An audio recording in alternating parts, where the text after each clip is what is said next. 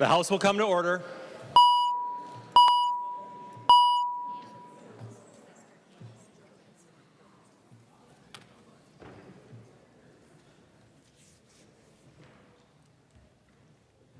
Prayer by the chaplain. Let us pray. Spirit of life, breathe on all who assemble here. As these elected leaders and staff meet, the whole of Minnesota gathers with them. The mother in a nursing home and those who care for her, the child in a 5th grade classroom and the custodian who talks with him, the server at Maya Cuisine and the Somali immigrants who enjoy enchiladas there, the farmers in Lincoln County and the creatures in the waters of Lake Bemidji, all are here. Open our eyes to those who are poor or are just poor in spirit. Let all who hunger receive food, and let us who have food receive the hunger for justice. Guide us to make peace real in our lives as we work on the challenges before us. Be in our minds that our thoughts may be both seasoned by the wisdom of senior citizens and open to the curiosity of high school seniors. Be in our ears that we may listen beyond the words of others to what's deeply held in their experiences. Be in our mouths that we may speak what is helpful. Be in our hearts that we may feel with others. Be in our stillness and connect us to the small, still voice of union so that we may live in wholeness of spirit. And when we finish this day, give us rest and surround us with love. Amen. The chaplain for today is Reverend Hans Jorgensen from St. Timothy Lutheran Church in St. Paul, Minnesota. Pledge of Allegiance. Please remain standing and recite the Pledge of Allegiance to the flag of the United States of America. I pledge allegiance to the flag of the United States of America and to the republic for which it stands, one nation under God, indivisible, with liberty and justice for all. The clerk will take the roll.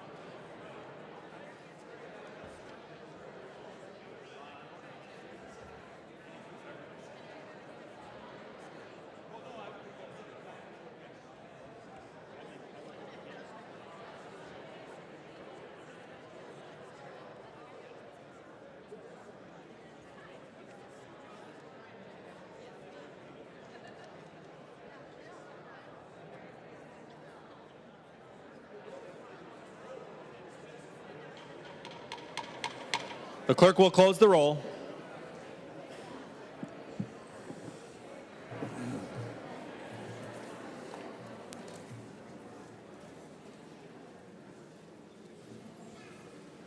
Quorum is present. The clerk will read the journal of the preceding day. Journal of the House, 90th Session, 2018, 73rd day, St. Paul, Minnesota, Wednesday, March 21st, 2018.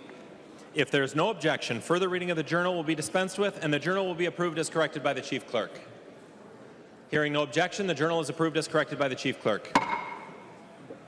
Reports of standing committees and divisions. A copy of this order of business has been placed on each member's desk. If there's no objection, the reports will be adopted. Hearing no objection, the reports are adopted. Oh my. Second reading of House files. Second reading, House File number 2475. Second reading. Second reading, House File 2940. Second reading. Second reading, House File 3056. Second reading. Second reading, House File 3172. Second reading. Second reading, House File 3253. Second reading. Second reading, House File 3356. Second reading. Second reading, House File 3374. Second reading. Second reading, House File 3403. Second reading. Second reading, House File 3442. Second reading. Second reading, House File 3477. Second reading. Second reading, House File 3552. Tina Liebling. Second reading, House File 3608. Second reading. Second reading, House File 3622. Second And reading. Second reading, House File 3763. Second reading. Introduction of bills. The following House files have been offered for introduction today. The Chief Clerk will report the House files and give them their first reading. Introduction of first reading of House Files 4141. First reading, through House... 4210. Sorry, first reading, House Files 4141 through 4210. And members, I'm having trouble hearing the Chief Clerk, so if we could bring the conversations to the alcoves or to the retiring room so we can conduct business, I would appreciate it.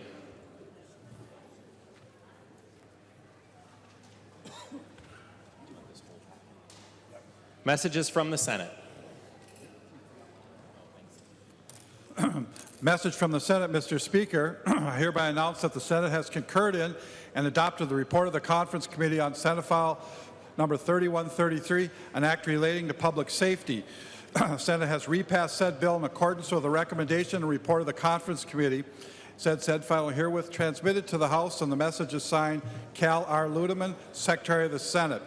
Torkelson moves that Joint Rule 2.06 relating to conference committees be suspended as it relates to Senate File number 3133.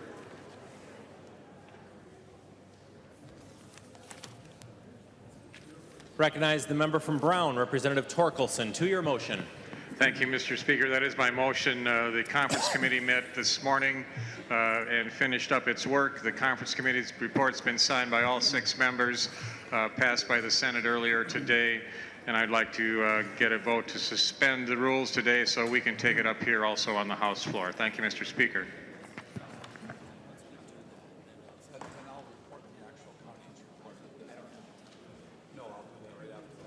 Discussion on the Torkelson motion to suspend the rules to take up a conference committee report. The member from Hennepin, Representative Portman. Thank you, Mr. Speaker. Members, better late than never. I support the motion to suspend the rules and recommend that we vote yes. Further discussion on the Torkelson motion. Seeing no further discussion, all those in favor signify by saying aye. Those opposed, no. Motion prevails. Conference Committee report on Senate File number 3133, an act relating to public safety. The conference report is addressed to the Honorable Michelle L. Fischbach, President of the Senate, the Honorable Kurt L. Doudt, Speaker of the House. We, the undersigned conferees for Senate File 3133, report that we have agreed upon the items in dispute and recommend as follows. The conference report is signed by all 3 conferees on the part of the Senate and all 3 conferees on the part of the House. Torkelson moves that the report of the Conference Committee on Senate File 3133 be adopted and that the bill be repassed as amended by the Conference Committee.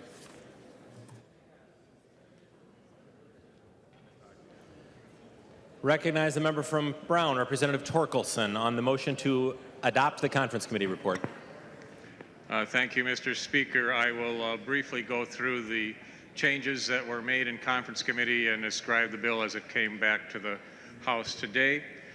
This bill does take $10 million in funds from the Department of Vehicle Services special revenue accounts for the MNLARS special supplemental funding. There is a change in how that money is distributed. $9.65 million goes to the department and $350,000 of that $10 million is going to the Office of the Legislative Auditor for hiring an information technology auditor to do a technical assessment of the MNLARS program and do a feasibility study on the MNLARS roadmap to complete this project. The Senate adopted our specificity on how the funds should be spent, adopting many of the numbers from work done by Representative Sarah Anderson, State Government Finance Committee. The Senate also added, the Senate language also does not allow for any adverse spending. And there is some new language in the bill that does give the department some flexibility if they feel the numbers that are specified in that section of the bill are too stringent. They can come back and request that those numbers be adjusted after the original numbers are passed. As I said, the Senate does the $10 million in funding and $350 to the OLA. There's a lot of language added by the Senate that establishes a committee to oversee the funding that might be passed in the future. That committee is a 6-member committee made up of House and Senate members, including the chairs and leads from the Senate and House Finance, Transportation Committees, and the Ways and Means and Finance Chair or their appointee. The big change, of course, big change I must report is that the clawback language that was part of the House bill as it left the House floor is no longer part of this bill. We do require detailed oversight of spending amounts. We do include minimum standards adopted by the House to provide oversight of the benchmarks. This bill does meld similar language from both bodies that had to do with oversight and progress reporting. This does include the House position of the request for information that requires the department to take a look at the possibility of hiring an outside provider to provide the software for the MNLARS DVS systems. And we do have language in here requesting that the governor continue to request an extension for the Real ID program. Finally, we added language that requires commissioners to certify in writing the accuracy of the documents. That was in the House bill, and the added language is added a severability clause to the bill just in case something would be found unconstitutional. That is a brief description of the bill as it's returned to the House, Mr. Speaker. I stand for any questions.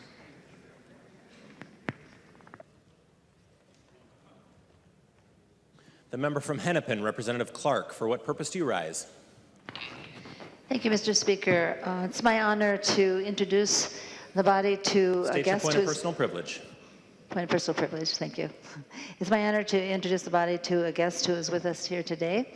Her name is the Honorable Hodan Abdullahi Shere, and she is a member, is a current Minister of Women and Human Rights Development in the Kalamud state of Somali.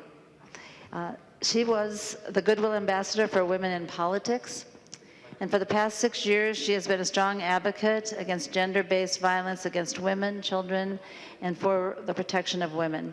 She's also an advocate for no more female genital mutilation to end FMG in Somalia. Honorable Hodan Abdullahi Shere is here in Minnesota for the next few days. She's meeting with community members. She's a guest of Farhil Khalif, who is the Executive Director of the Voice of East African Women, and elected officials, and she's here to advocate for women and human rights issues. She will be a guest in the community tomorrow, and you're all welcome and invited to come to that event. I wanted to introduce the other people that are here with her on the interior. The Executive Director of Voices of East African Women, Farhil Khalif, who many of you know. Nadifa Osman, raise your hand. Nadifa, who you've also met, I think, over the years, who's a former minister in the Somali government and a member of parliament there, and now we have her back in Minnesota. Waris Mohammed, and who am I leaving off here? Is that it? Did I get everybody?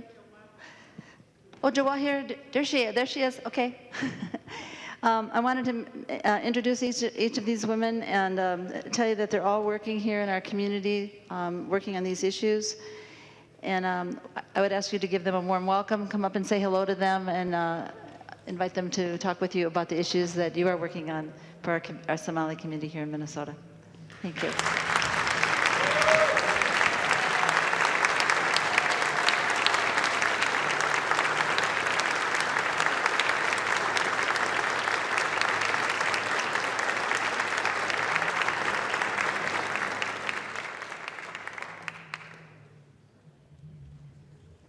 Discussion on the Conference Committee report. The member from Dakota, Representative Hansen. Thank you, Mr. Speaker, and would Representative Torkelson yield for a He will question? yield. Representative Hansen. Thank you, Mr. Speaker. And Representative Torkelson, I was listening to your read through of the bill, and it appears that the major change was that we took the Senate position, the House took the Senate position on the financing of the bill, and that what the House got out of this was a look at contracting out and the prescriptive appropriations from the House are retained, but there is a wiggle room clause in case they are wrong. Is that an accurate summary of the bill? Representative Torkelson. Well, thank you. That is certainly some of the highlights of the bill, as you've described. I would just add that adjustment language, the last piece you talked about, was new language that was not in either bill prior to the conference committee process. Representative Hansen. Thank you, Mr. Speaker. The first of the magical clauses that appear in conference committees, probably. So members and Minnesotans, today's Thursday, 3 weeks after the 1st of March when the contract notices went out. We could have taken the Senate language. Most of the conference committee report is the Senate language, a couple minor changes, but we could have taken that on Monday. This work could have been done on Monday. It could have been done a week ago. It could have been done 2 weeks ago, and we had a vote 3 weeks ago. So what's happened since that time? We've had contractors that have left. We've had delays that are incurred because people have left. Those delays that were incurred because people are left are going to continue. So finally, 3 weeks after we knew there was a problem and had an opportunity to correct it, the conference committee report is here. So thank you for finally getting a conference committee report. We could have adopted the Senate language Monday, but we didn't. So I support adopting the message from the Senate, the conference committee report. I think this doesn't bode well for the rest of the session, that it took this long to work on this much that affects so many people, and we had knowledge that there was a problem and there was the need for problem solving to correct that problem. Procrastination, pride, or problem solving. We're finally at problem solving on one component of the many issues that are here in front of this body. And unless we work together closer on problem solving, problems aren't going to get solved. There are still problems after this bill with deputy registrar reimbursement, reform, responsibility. But this is just with MNLARS. Think of all the other things that are in our committees that we have to look at. 3 weeks wasted. And that inaction had consequences that this money now will have to start to resolve. Representative Hortman. Thank you, Mr. Speaker and members. You know, the folks who agreed to do the MNLARS project had a job to do. And we can all certainly agree that they did not do the job well and they did not complete the work on time. But we have a job to do too. And I think that Minnesotans should be very disappointed that it has taken this long for the legislature to get this work done. There is no excuse for it being March 22nd when we convene on February 20th for us to finally get this work done. There is no excuse for the layoff notices going out on March 1st and for us losing a quarter of the contractors. There's no excuse for us losing all that trained talent to help Minnesotans solve their problems. There's no excuse for failing to fund the helpline that Minnesotans will call when they're having trouble getting their tabs renewed. And so, members, we can complain all we want about the executive branch, but Minnesotans need to take a look at their legislature. And when they ask, is their legislator getting the job done in a timely fashion, they have a right to be very disappointed today. Any further discussion? There being no further discussion, all those in favor of the motion to adopt the Conference Committee report on Senate File 3133 say aye. Aye. Those opposed, nay. The motion prevails, and the clerk will give the bill its third reading as amended by conference. Third reading, Senate File number 3133, as amended by conference. Third reading as amended by conference. Any further discussion? Seeing no further discussion, the clerk, Representative Torkelson. Oh, thank you, Mr. Speaker. I would just like to make a few remarks before we get to a vote here. I would first like to thank everyone who was involved with this process. I realize the other side of the aisle thinks it was slow and that somehow I was lazy about this work, but I assure you that everyone involved with this has worked very hard to get this to the floor as quickly as we have. I'd like to thank the Senate and the staff of the Senate and the staff and the members of both sides of the conference committee who were willing to meet early this morning so we could get this to this floor today. There is one glaring omission from this bill, and that is the clawback provision that would have required the governor to actually take a financial interest in repairing this problem. He's decided after three and a half months of denying that there was any problem at all, he finally stepped forward and said, yes, I take responsibility. But that responsibility at this point has been only verbal. He has said nothing about and done nothing to help fix the financial situation here. We've tried to do that with our work, but the Senate would not accept that work. Just a couple of other issues that are coming forward before us. There's the original request, of course, was for $43 million. This is only $10 million, so yes, we will have some more work to do to evaluate that request and see if there's some way that we should or could address it. There was a number of provisions that came into this bill in the committee process, Representative Hansen, that are important pieces for the House. Sunday night, when the Senate put their language together without any input from the House, there are many House provisions that were not part of the bill, and this process over the last few days has allowed us to get these House positions into the bill, and I think that's very important to me and to our members, and it's the sort of thing that we should do. We can't have the governor and the Senate running this place. We have a voice in what happens here also. I've said all the way through this process, I'm going to cut my remarks short, but I've said all the way through this process that I want to give Commissioner Clybourne a chance to be successful. And this gives her that opportunity. She brings a new attitude to Minute.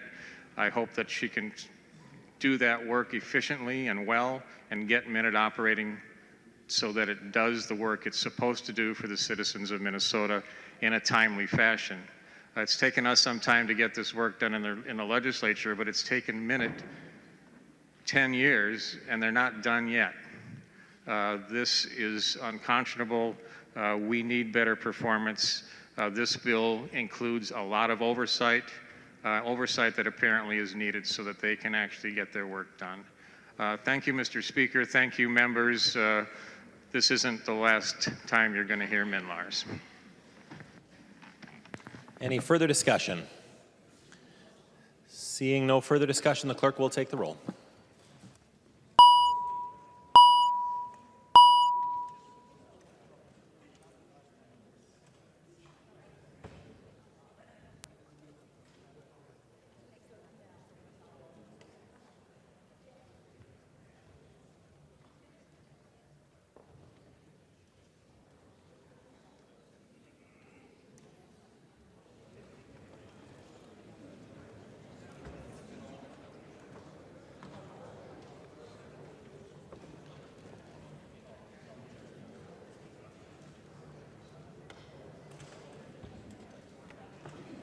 The clerk will close the roll.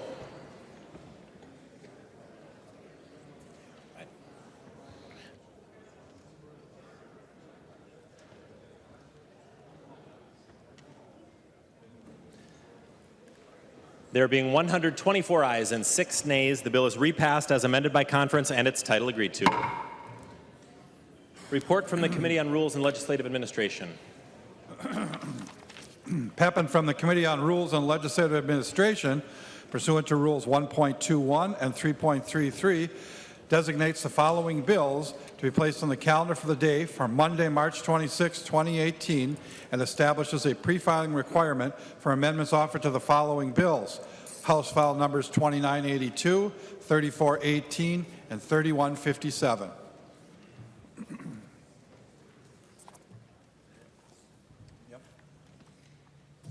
Motions and resolutions.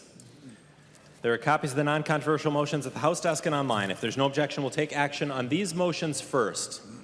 Hearing no objection, the motions prevail. There are a series of motions at the desk. The clerk will report the motions. Anselmo moves that House File number 3577 be recalled from the Committee on Ways and Means and be re-referred to the Committee on Environment and Natural Resources Policy and Finance. Mr. Speaker, I move that we move this the bill to the Natural Resources Committee. Any discussion on the motion? The member from Dakota, Representative Hansen. Thank you, Mr. Speaker. Could Representative Anselmo describe what that bill is? He will yield. Representative Anselmo. Mr. Speaker, Representative, this is our bill, House File 3577, and this is the stopover salting bill, and this would be related to the fiscal note on that, and that's why it's going to go back to Environment for the fiscal note on finance. Any further discussion on the motion? Seeing no further discussion, all those in favor signify by saying aye. Those opposed, no. Motion prevails. O'Driscoll moves that House File number 4153 be recalled from the Committee on State Government Finance and be re-referred to the Committee on Government Operations and Elections Policy. Recognize the member from Stearns, Representative O'Driscoll, to your motion. Thank you, Mr. Speaker. That is my motion. Do a little background on the bill. This is something that's an elections-related matter, and it was referred to state government finance. It should come to us first, and we will this evening, after we're done with that matter, if it passes, we will be referred to state government finance. I've spoken to myself on it. I'm good with it, and I also have communication with the chair in state government finance. She's good with it as well. Thank you, Mr. Speaker. Wonder how often that happens. Discussion on the motion. Seeing no further discussion, all those in favor signify by saying aye. Those opposed, no. Motion prevails. O'Driscoll moves that House File number 4154 be recalled from the Committee on State Government Finance and be re-referred to the Committee on Government Operations and Elections Policy. The member from Stearns, Representative O'Driscoll, to your motion. Mr. Speaker, that is my motion. Once again, I've had conversation with myself. We think that's a good plan, and I've also spoken with the chair of State Government Finance. She concurs, and if all goes well this evening, that will be referred to the Committee on State Government Finance. Thank you, Mr. Speaker. Member support. Appreciate your support. The member from Hennepin, Representative Hortman. Would Representative O'Driscoll yield? He would love to yield. We just want to know how long the conversation was with yourself. The member from Stearns. Longer than it needed to be, Minority Leader Hartman. Any further discussion between each other or amongst yourselves? Seeing no discussion, all those in favor signify by saying aye. Those opposed, no. Motion prevails. Announcements. I don't think.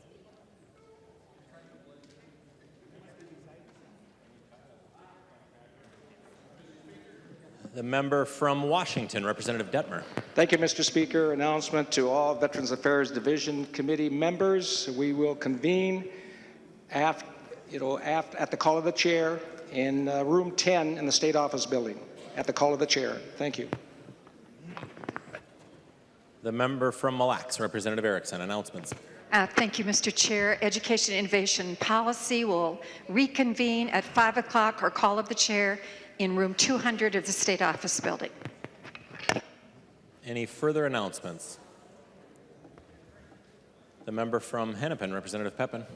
Thank you, Mr. Speaker. I move that when the House adjourns today, it adjourns until 3:30 p.m. Monday, March 26, 2018. Representative Pepin moves that when the House adjourns today, it adjourns until 3:30 p.m. on Monday, March 26, 2018. All those in favor say aye. Aye. Those opposed, no. Motion prevails. Representative Pepin.